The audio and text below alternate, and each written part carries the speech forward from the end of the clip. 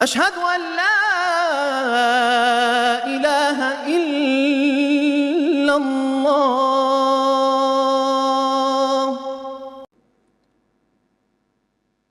اور اللہ رب العزت کا فضل ہے، کرم ہے،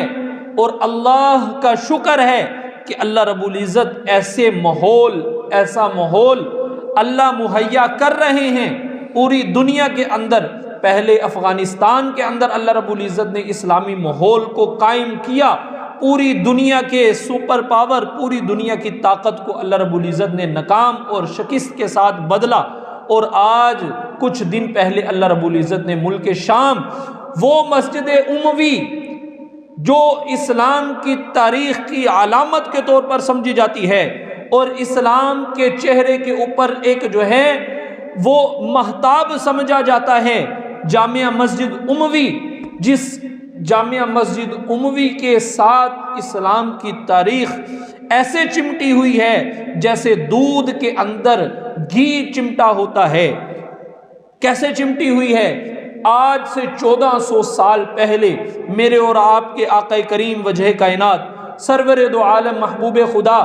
صلی اللہ علیہ وسلم نے فرما دیا تھا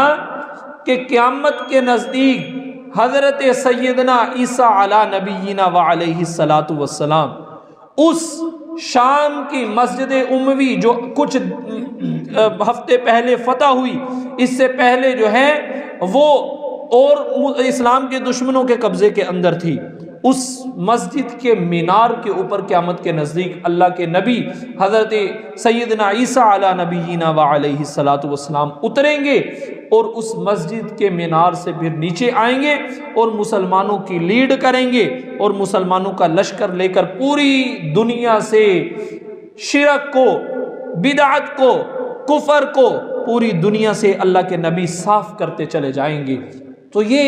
اللہ رب العزت دکھا رہے ہیں کہ جو لوگ اللہ کے راہ میں جد و جہد کرتے ہیں،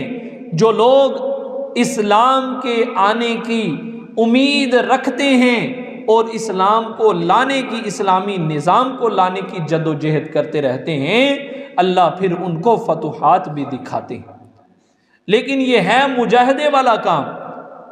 اللہ رب العزت پہلے قربانیاں مانگتے ہیں۔ اشہد ان لا الہ الا اللہ۔